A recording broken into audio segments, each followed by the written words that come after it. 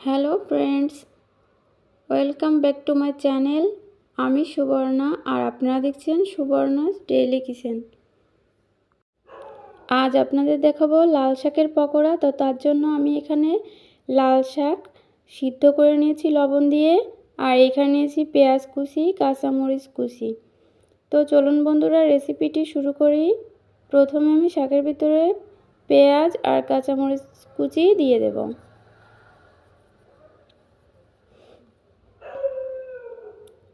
দিয়ে দেব গোটা জিরা, দেব ধনিয়া ও জিরার গুঁড়া, দেব হলুদ গুঁড়া আর দেব পরিমাপ মতো বিট লবণ। আমি এখানে শাকটা লবণ দিয়ে সিদ্ধ করে নিয়েছি, তাই এখানে অল্প পরিমাণে দেব, বেশি হলে খেতে ভালো লাগবে না।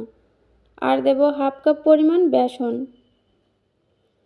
খুব সহজ একটা রেসিপি, অল্প উপকরণ দিয়ে তৈরি।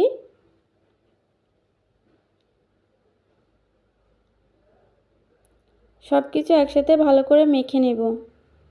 তো বন্ধুরা, আপনারা যারা আমার চ্যানেলে নতুন, প্লিজ ভিডিওটি একটি লাইক দিয়ে চ্যানেলটি সাবস্ক্রাইব করে দিবেন, আর অবশ্যই আপনাদের ফ্রেন্ড লিস্টে শেয়ার করে দিবেন। দিয়ে দেব সামান্য পরিমাণ জল।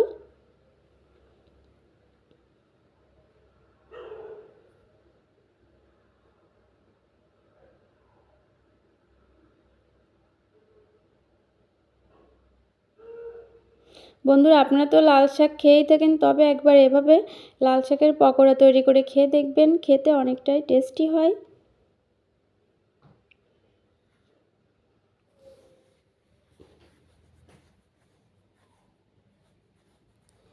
আমি হাতের ভিতর চেপে চেপে গোল গোল করে নিব। আপনারা যে কোনো শেপের তৈরি করে নিতে পারেন।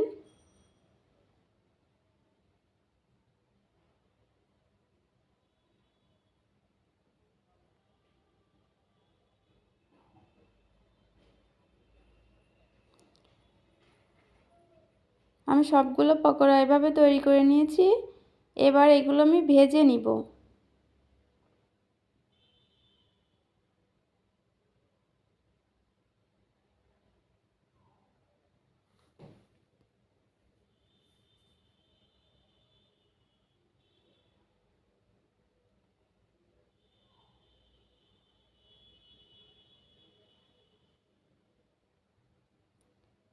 চুলায় প্যান বসিয়ে দিয়েছি, এবার দিয়ে দেব তেল।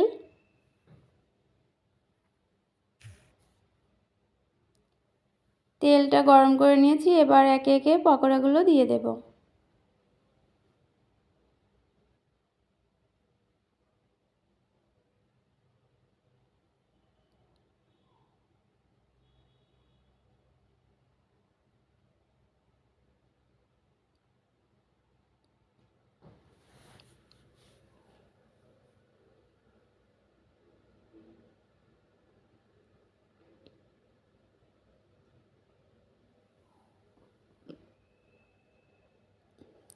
দুই পাশ উল্টে পাল্টে ভালো করে ভেজে নিতে হবে, আর অবশ্যই ভাজার সময় চুলা কম আঁচে রেখে ভাজতে হবে, তাহলে ভিতর থেকে ভালোভাবে ভাজা হবে আর খেতেও খুব টেস্টি হবে।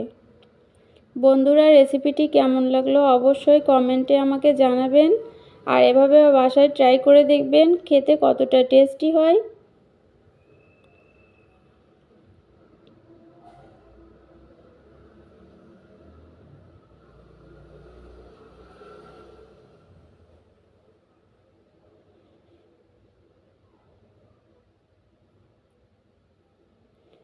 পকোড়া আপনারা চায়ের সাথেও খেতে পারেন, আবার গরম ভাতেও খেতে পারেন।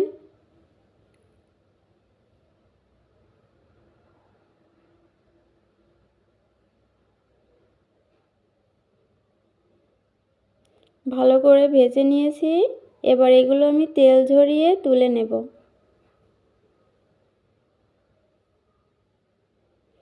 দেখুন কতটা ক্রিস্পি ও মুচমুচে হয়েছে।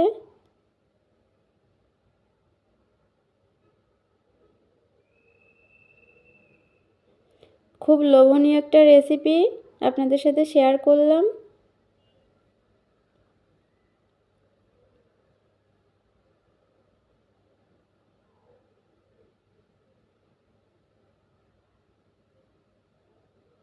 পাকোড়াগুলো এবার আমি তুলে নেব।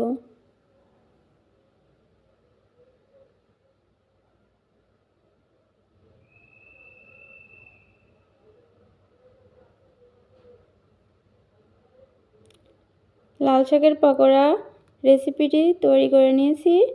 তো আজ এ পর্যন্ত, দেখাবো নতুন কোনো এক রেসিপি। ততক্ষণে ভালো থাকবেন, সুস্থ থাকবেন, আর প্লিজ আমার চ্যানেলটি সাবস্ক্রাইব করে আমার পাশে থাকবেন। Thanks everyone.